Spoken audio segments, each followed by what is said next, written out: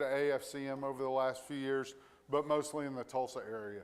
So I did get an opportunity to go down and work at Redemptive Grace Church with Pastor Pam and Mike Foster down in New Braunfels, Texas. So I've seen one of the member churches now, so I get a little bit of a feel for what life is like for you guys. First of all, I'd like to start off, are there any attorneys in the room? Any attorneys? Okay, there's still not any attorneys in the room. I'm not an attorney, all right? I'm a human resources professional by trade, and I want to explain a little bit about what human resources really is, because people think that's the old personnel office. And it's really different from that nowadays. More and more often, human resource professionals are being referred to as human resource business partners. Okay, so that means we're involved in more than we used to be. All right, so I wanted to ask about that. How many of you have employees in your ministry or church? Have some employees. Okay, good. All right, so we're going to talk about some of those things. I want to introduce my wife, Abby. Abby's wave at everybody. Abby's been, she's been hanging around me for about 35 years, and so it's the better part of who I am and what I do. But I've been in human resources for, I don't know, a really long time, long time, and have gained some certification in it. So there's a little bit of credibility to what I say. Not everything that I say is absolutely perfect, but I have a little bit of credibility because I've done this for a couple of days, okay? So let's talk about what human resources really is. We have to deal with things nowadays, of course, employee record keeping, payroll type issues, those kind of things, but also we're very involved in strategic planning and succession planning and being more a part of the organization as anything related to human capital, okay? So if you have an issue with an employee, or if you're wanting to hire employees but don't really know where to start, because what really happens is one day you wake up and your ministry, God has exploded it, and you need help, okay? So the first thing you do is you call all your family, right? You say, okay, adult daughter, I need your help, and adult son, I need your help. And by the way, get your two cousins and bring them over because we've got things we got to do. That's great. I love, listen, there are people in my world that hate dealing with family businesses. All right, you know, mom and dad are going to fight, or mom and one of the kids are going to fight, whatever it is. I love dealing with family businesses because there's really just nobody that's going to be more loyal to you typically than your family. So I like dealing with family business. It does bring some extra things in because you had a conversation on Sunday afternoon at dinner and it's there in the office on Monday morning. Okay, so those things happen, but they're really easy to overcome because guess what? You've been doing that their whole lives, right? So it's not shocking. So, we really in HR talk about people, processes, risk management, compensation, benefits, and strategic planning and succession planning are some of the high points of what we do. So we're going to take a minute and talk about some of those things, and I'm going to give you some things that the Department of Labor is keying on that unfortunately 501c3s are not always exempted or excluded from, all right? We'll talk about one thing in particular. About 2 years ago, there was a big movement afoot that they were going to change the minimum amount that someone could be paid and be classified as a salaried employee instead of an hourly employee, okay? So they were trying to raise the number to make someone salaried and allow more people to draw overtime for working over 40 hours a week, okay? So they were trying to slide that base number because it's about, and we're going to use round numbers right now. I don't want to get too specific, it'll bore you. It's about $24,000 a year right now as it stands right this minute. If someone makes $24,000 a year or more, that's one of the criteria that you can say they're salaried. I'm going to pay them $2,000 a month and they're okay. However, I would say within the next 12 months, that'll change because about 12 months ago, it was maybe 18 months ago, they were going to move that, basically double it to $47,500 a year, that someone would have to be paid regardless of their job duties, regardless of anything else. They would have to make at least that much money to be considered salary. So now what they're thinking is, because that was such a good idea and it's been so long since that base was adjusted. Now I'm speaking like I'm with the Department of Labor, okay? It was such a great idea that they are still going to move it. All right, so it's in the works, it's in all the committees and all those things to happen. And the best estimate is it'll probably settle someplace between $35,000 and $40,000 a year will be that. So you need to be thinking now and adjusting. If you have employees or if you're considering hiring employees, the safest thing for you to do typically is to just put them on hourly. Okay, so that means if they work more than 40 hours a week, you're going to have to pay them time and a half. That's federal law. That doesn't matter what state you're in. If they work more than 40 hours a week, they have to be paid time and a half for those extra 40 hours. So now, as you're going into deciding you're going to hire employees or add to your staff, you can make those adjustments now, and it's not such a shell shock. Because I'm telling you, I know this for a fact. Churches were screaming. I worked a lot on this with churches. They were screaming when that number was going to double. They had no idea what to do. It was a game changer for sure for them. So they were very concerned about what that number was going to be. Well, now guess what? Nobody's sneaking up on us. We're not asleep at the switch. We've been told, let's get ourselves ready now. So if you have someone and you want to pay them $15 an hour, that's great, okay? Now you start thinking about how you're going to set their work schedule so they work 40 hours a week, unless there's a crisis and you got to work some overtime, okay? But if that includes Sunday services, if that includes Wednesday night services, whatever your situation might be, then you need to look at that. Now there's all kinds of other rules that apply if you have someone that travels with your ministry, about what work hours are and so forth. And it's a little too involved for us to go into right now, but we can talk about it if you have that, because sometimes you got to drive 18 hours. So what's paid time and what's not paid time and those kind of things. So there's criteria for that. So, you know, we all know the federal government wants to outthink us at every level. So they've got a plan. We might as well have a plan, right? And I'm not being anti-government. I'm just telling you, if you just walk into this thing without preparing yourself, it's going to change the way that part of your ministry operates. So we just want to make sure we're really prepared for that. And we have time to do it now. Okay? I want to talk about something else, because here's where ministries, churches, and other employers will default to is, well, I won't have any employees at all. I'll just make them all contractors. Okay, so I'll tell Pastor D, hey, you come work for me, Pastor D, and I'll pay you $100 a Sunday, cash, no taxes. Okay, I'll just pay you. Well, that always works until it doesn't work. Okay, because what happens is someone gets hurt on the job, or they get angry, or they mess up so bad you have to cut that relationship off as an employer to employee, and they're a contractor, they go back to file for unemployment, or they go file for workers' comp coverage, okay? Now, you don't have any of that. You haven't been providing that. Guess what? You're gonna provide it, okay? So I'm not saying that contractors can't work, but what I am telling you is, and everyone please make a note of this, because if you don't have employees, the easy thing to do is default to paying somebody on contract to do something for you. Get with your attorney and get a contractor's agreement. If you can't get one from your attorney, if you don't want to spend that money, if you don't want to do that thing, which it doesn't cost that much money to have an attorney give you one because they've all got them, okay?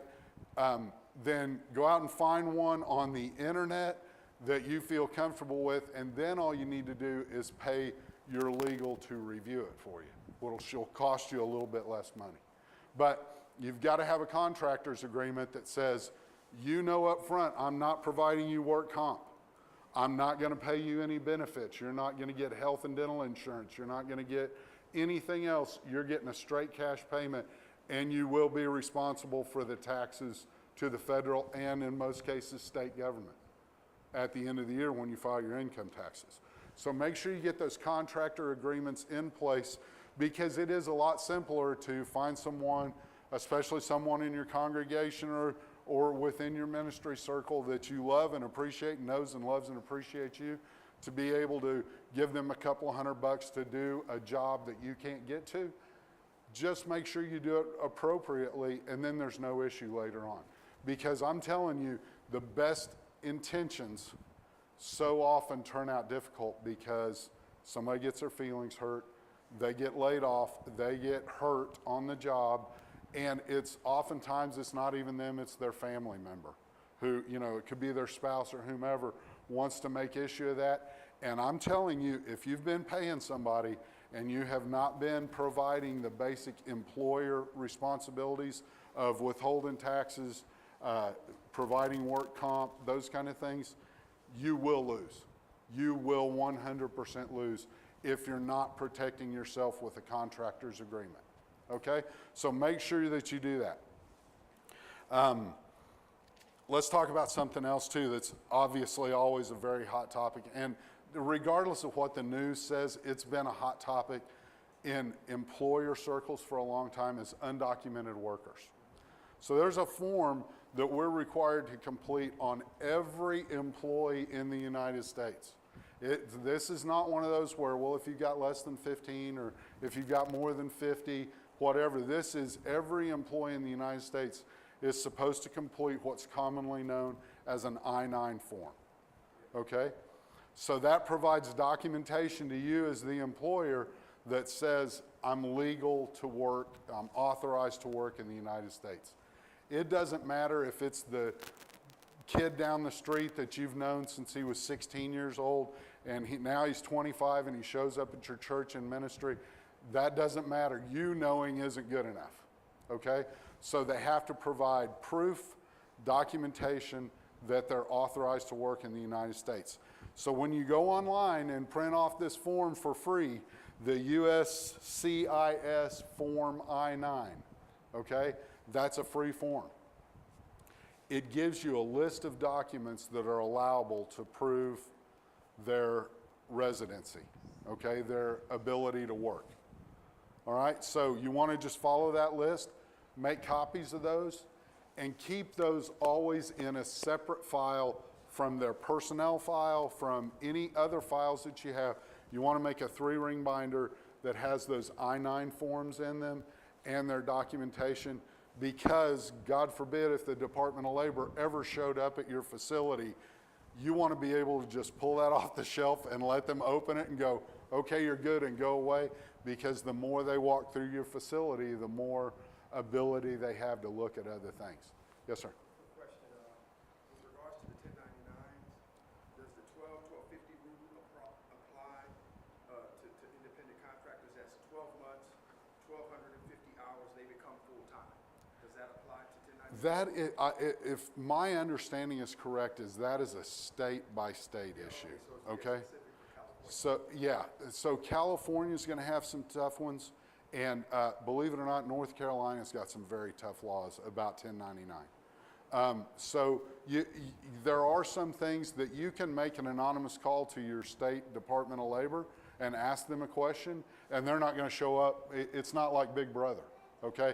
They have hotlines that you can call and ask those very specific questions, because in Oklahoma, I've worked 3,000 contract hours for somebody in a year, and all I got was a 1099. You know, so it all depends on, I think, what state you're in. Okay? All right. So in addition to this I-9 form, in most states, I won't say every state because I don't know the law in every state, but most states, they require a new hire reporting form of some type. This is commonly referred to in the industry as a deadbeat dad rule. So what they're trying to do is they're trying to find people who owe child support or spousal support by every time you change jobs, because the gig with that is, I work here for 6 months, they catch up with me and garnish me, and then I quit and go someplace else, and it's going to take them another 6 months to catch up with me. And in the meantime, I'm not paying what I'm supposed to pay. So they have you complete these forms as employers. And again, regardless of the size of your organization, 1 employer or 1 million, you got to fill out these forms, and it's usually just a fax into the number in your state. And then they can keep track of Tony showed up, went to work, and he owes 6 months of back child support. So they can get on it right away. So deadbeat dad is slang because it's deadbeat moms too. You know, it's whatever, but that's the rule you'll hear people refer to it as. Let's talk about building personnel files for your paid staff. I also want to say for your volunteers. So what you never want to do, the biggest rule, you can put whatever you want to in employee files, except don't ever put medical with everything else. So if you require them to have a physical pre-employment, a drug screen pre-employment, whatever it might be, don't put those medical records in with here's their last 3 performance reviews, and here's when I gave them a raise, and this is the training that they had. Keep those things separate, because the Department of Labor stand on that is if a supervisor or a decision maker can walk in and pull my file and look at it and say, oh, he's a disabled vet, I know he can't do this job, right? And exclude me automatically for that, that's against the law, okay? That's discriminatory. So they want you to keep those records separate.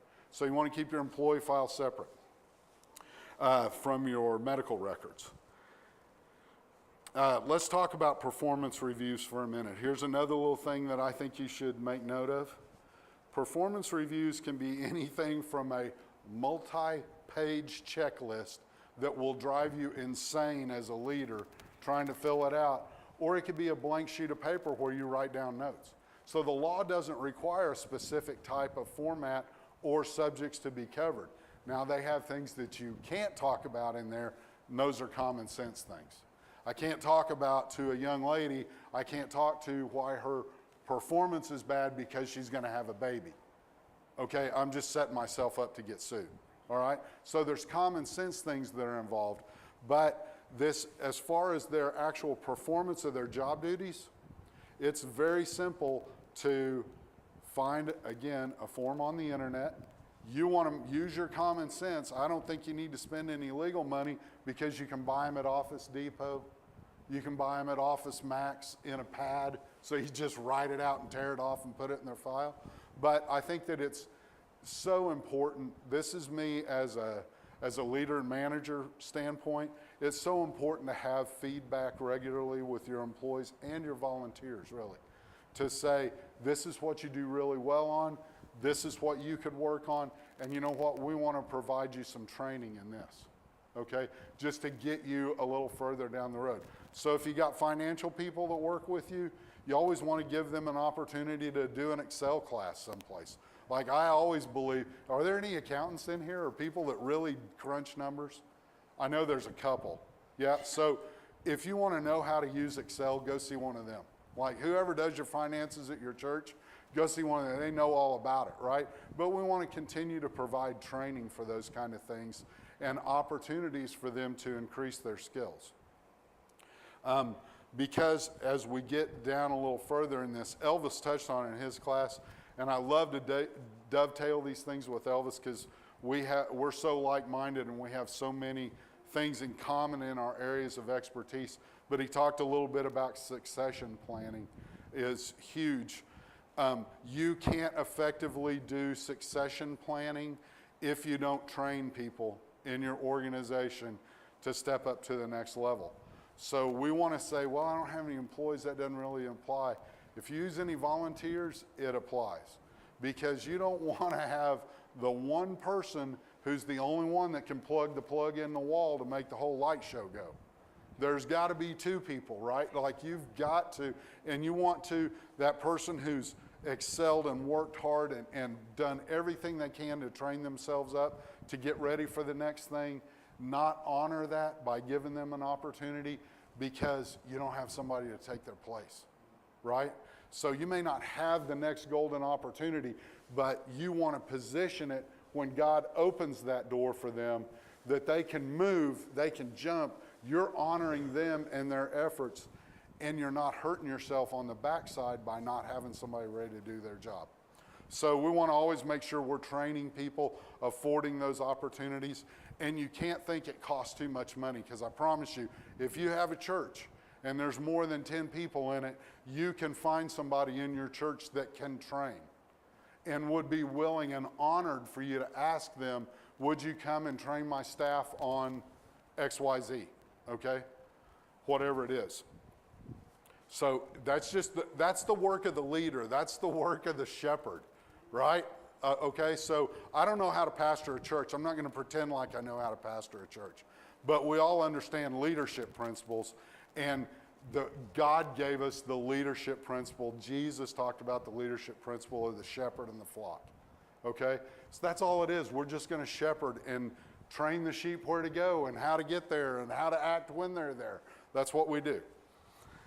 Okay, so we talked about performance reviews. Let's talk a little bit about risk management. Elvis talked about risk management for a minute. I can't press it enough that if you don't have a good broker in your area, find one, okay? They don't cost you a penny. The broker does not cost you money.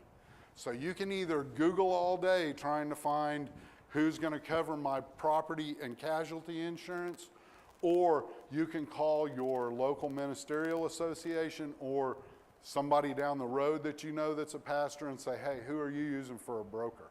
So there's people that actually do very, very well with church coverages. They understand we oftentimes operate on limited budgets, that we have things that, less important and more important things than other places do. And so they know how to help you find and select that coverage. And they'll take care of everything for you. They'll help you find your property insurance. They'll help you find your liability insurance for a slip, trip, and fall. They'll help you find health insurance if you're ready to start offering that for your employees. Okay? They can help you with all those things. So I can't stress enough that you, from a risk management standpoint, that you get a great broker. And Elvis said these things have to be reviewed every 12 months, like your cuckoo clock. If you're not reviewing them every 12 months, you get a good broker, they're not going to let you get by with it, because they're always trying to find another piece of coverage for you, right?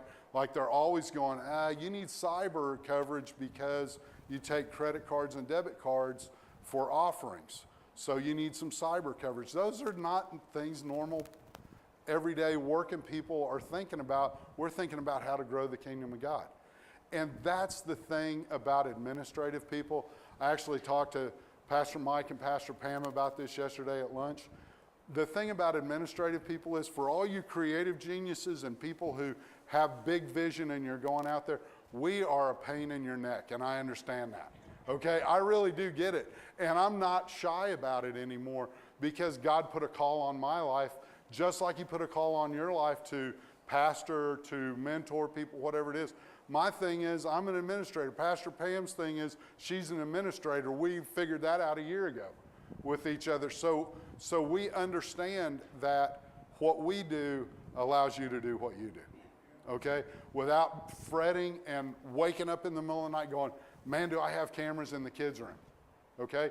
We have, as administrators, that's what we do, okay? So we want to celebrate you guys being visionaries and leaders at the level that you are, and we want you to celebrate us as being the people that are always behind the scenes, don't really want our names known, and just want to be able to let you sleep well at night, let you dream as big as you want to dream. Let's talk about non-disclosure agreements. Non-disclosure agreements can be huge when you're sitting with another ministry and you're talking about an idea and you're wanting to join together. You're thinking we could do a joint service, a joint activity, a joint event together. There is nothing wrong, and I would strongly recommend that you get with your attorney and get a non-disclosure agreement that's kind of, you can print it off and everybody can fill in their name and sign it, that says, I'm not going to tell what you tell me about your ministry, and you're not going to tell what I tell you about my ministry. So those things that you feel like, man, I want to copyright this. When I look at Farmer Tom and all the stuff that's involved with that kids deal, Elvis and I got to help put that together the other day. You know, you want to be able to have the lock on that a little bit, right? Like, hey, I want other ministries to be able to do this, but you got to come see me, because if you don't do it like I did it, it's not going to be safe. You're going to have a little child get hurt. That's all he would care about. I promise you. He doesn't care if you steal his color of red barn paint. His thing is, hey, if you're going to do this, you got to do it right, because I don't want you running out of here under the Redemptive Grace Ministries name and starting some church in, northern Mexico that's involved with a drug cartel.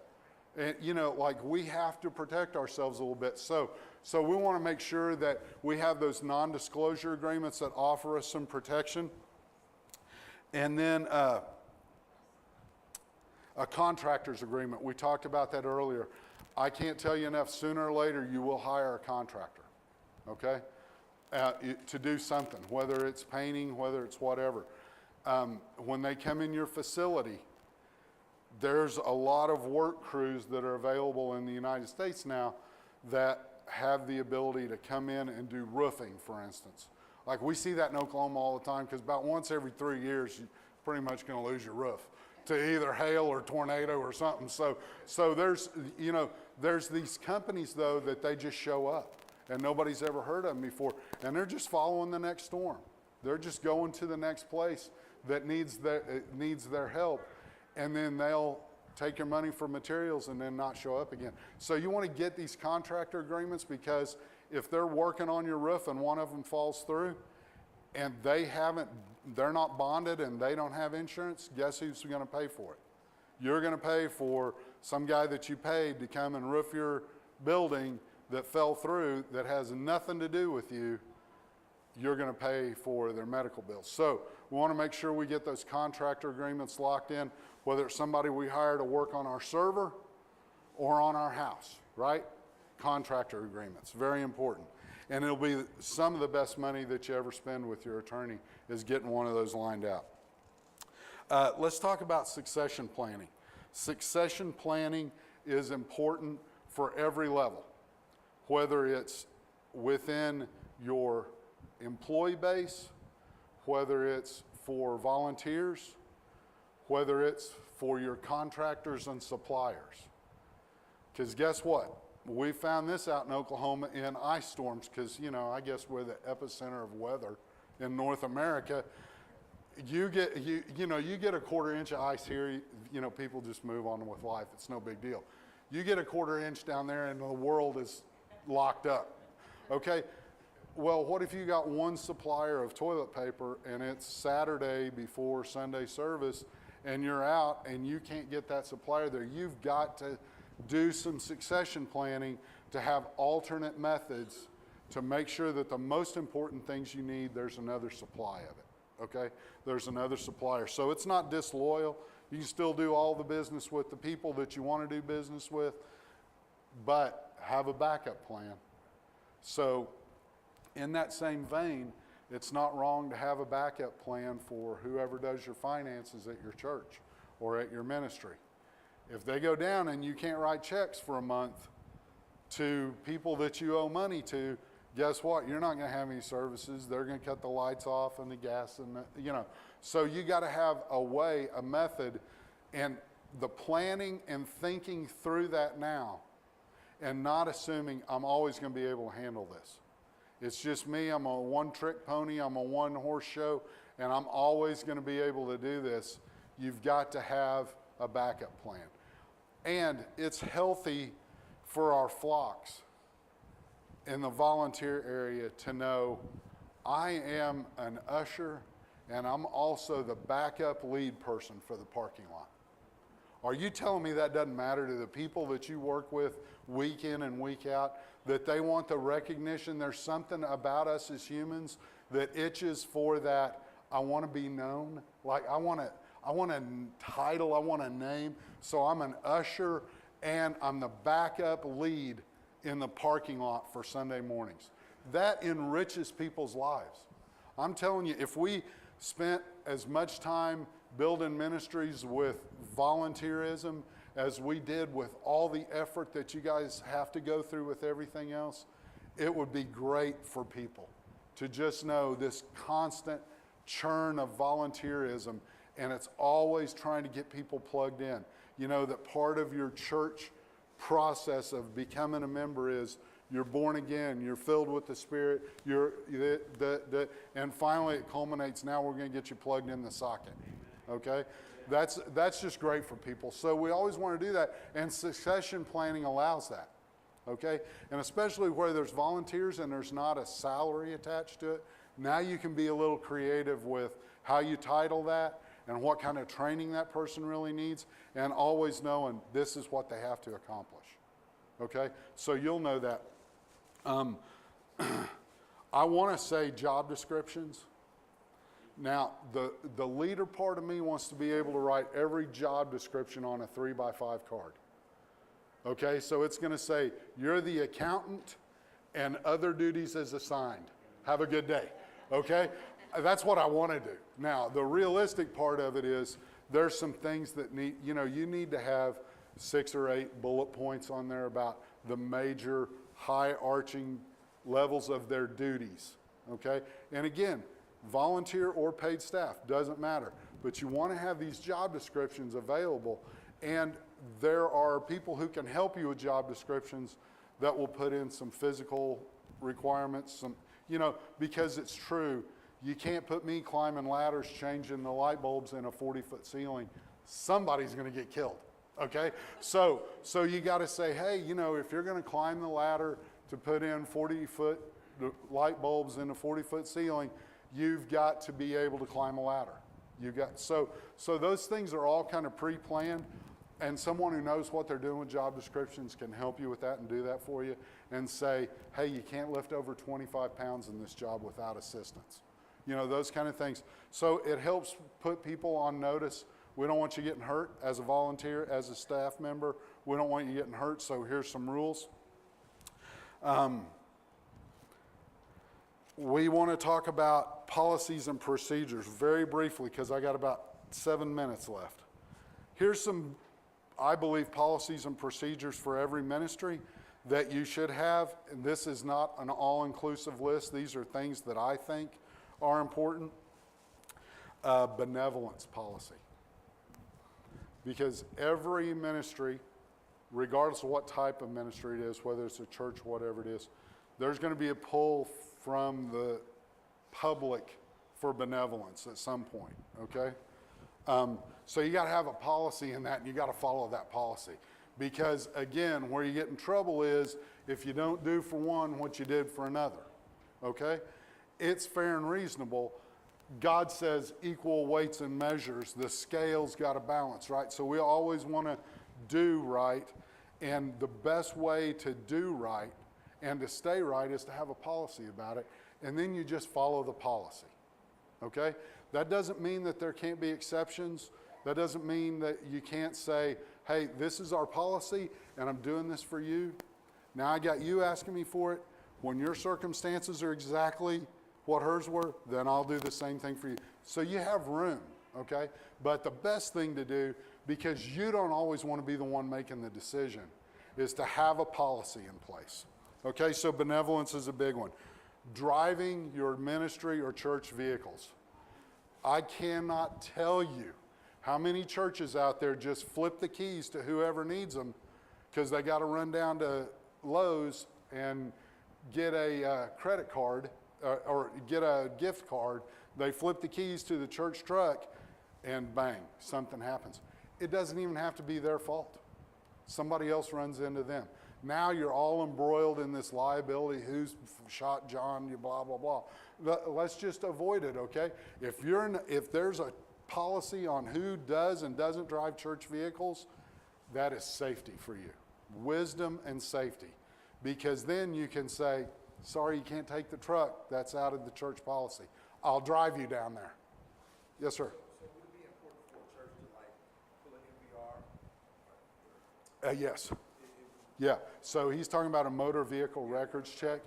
DMV record. typically, and I think Elvis can speak to this as well, those are so often included in your background check for a couple of bucks more. It's not a big deal. And then typically annually, those need to be rerun because people pull some business. You know, I mean, in between times, they'll get too many speeding tickets or whatever it might be. Okay? So, you know, the problem with driver checks is we're not just looking for the DUI, although we're looking for the DUI. They got 4 speeding tickets. They're not any safer than somebody that's drinking and driving too fast. You know, we have to be careful. Yes, Pastor? Yeah. Mm-hmm.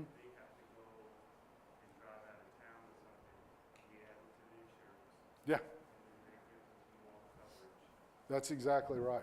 So add them to the insurance, okay? So if you have a person designated out of your congregation or on your staff that's going to drive one of your ministry vehicles, is make sure the insurance company knows. And sometimes they'll say, hey, we want them by name and we want to see their driver's record check.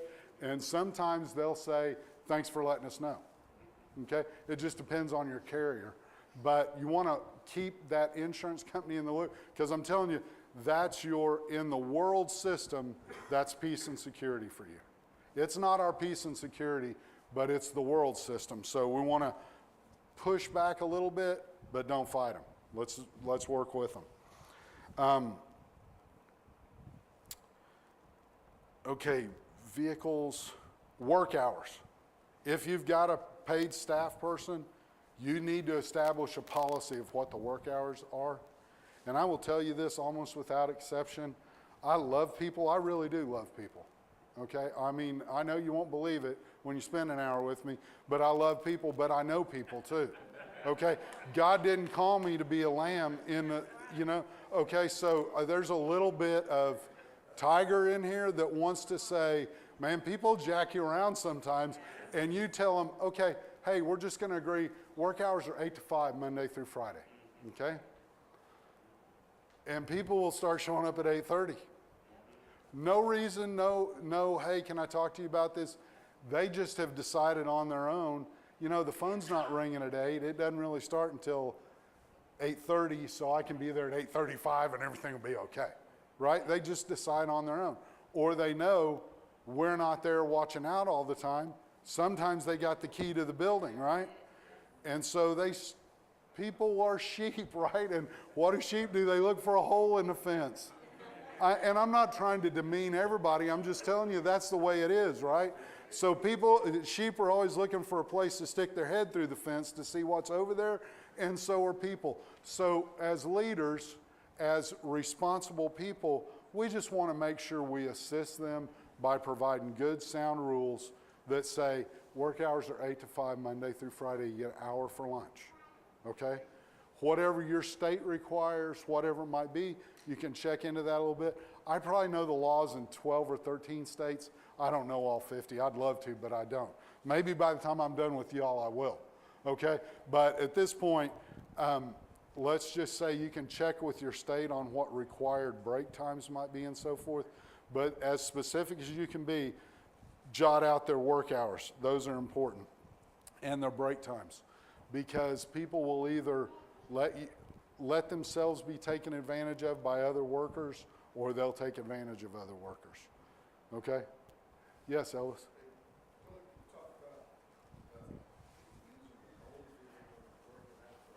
Uh-huh. Yeah. So if you have a person who is an hourly employee and you give them a laptop and they take that home and they're doing work at home, you're supposed to pay them for it. Okay? Even if you didn't tell them it's okay. Because guess what? They're going to have a digital stamp that says, I was on my email from 9:15 to 10:15 Tuesday night. And again, it never goes wrong until it goes wrong, right? Now you're looking back 2 or 3 years trying to prove it. So you need to make a policy that says these are the work hours, and without prior approval, you're not authorized to work outside of these hours. Unless we tell you to, or unless you come and ask for it. And if they're working outside of those hours without your prior approval, at some point, you got to write them up. You got to do a little discipline to say, hey, I told you we can't do this, and there's a reason for that. Yes, sir. Should a church purchase errors and omissions insurance with that? Because I'm looking like equipment. I will tell you that I carry errors and omissions insurance on my own business as just me as one guy that if there's an error, it's on me. It's going to cost me, but I carry it, and it's so low cost, you almost have to. The premium for that errors and omissions and employer practices and liabilities, if you have employees, they call it EPLI coverage, you want that, okay? Because that way if I screw up on your payroll and you decide to sue me over it, I've got that coverage that says it was errors and omissions, it was something not what they're trying to make it, okay? And so you got some policy that'll cover you there. So errors and omissions insurance and EPLI, employer practices and liabilities insurance, are important. We're right at 11:15. Who's got another question or comment? Yes, Pastor. What we found, we had to inventory every piece of our equipment. That's Uh-huh. because people were taking stuff out, Yeah, yeah, borrowing, yeah, yeah. returning. No, it's deadly. I mean, listen, if you've got one computer or 40 computers in your facility or involved in your ministry, you pay darn good money for them. They're not somebody else's unless you give it to them. Unless you, as a ministry, decide to gift it to them. That's a different situation. There are people that you want to be able to have off-site access, like someone who may handle your HVAC system. So many of those are remote now, that you can do it remotely. You may want somebody to have one, but dang it, only if you give it to them, not if they just want it and take it. So I think you have to enforce those things. Yes, Pastor. To piggyback off of that, what Elvis about people working on personal, what about doing personal things on work? I have that question every place that I work, every place that I go and serve. I have that question about how much time is okay to allow people to do their own personal things. I'm going to tell you the hard and fast Tony Clyburn rule is you got breaks and you got a lunch break and you got 16 hours, 15 other hours a day that you're not here to do your personal business. And if there's a situation where it's something that can only happen in this time frame, you know what? There's not a supervisor or leader alive that when you're a good contributing employee, I can't come to you and say, I'm closing on my house and they can only do it at 2 o'clock. Can I do that? I could have them come here. It's going to save time. Would you be okay with that? Everybody's going to say, heck yes, let's do that, okay? But it's when it's the 49th time, and really what you're doing is Facebooking. Let's talk about social media in the employee workplace is insane now, okay? They say the standard is we've lost 30% of the productivity of American workers to social media now. 30%. And those are pretty reliable numbers from the Department of Labor, like who always wants to support anything an employee wants to do. Okay? So we have to really think about those things, and you know, people get in trouble with that stuff. They really do. They lose track of where they are and what they're supposed to be about. And again, as shepherds, we have a responsibility to veer in there and go, hey sheep, back in the fold. Let's go. Okay, any other questions? Man, I appreciate you guys so much. I got stuff on a table out there. There's cards with my number on it. There's a few brochures. Please call me, okay? Anything I can do to help you, just call us, all right? We'll take care of it.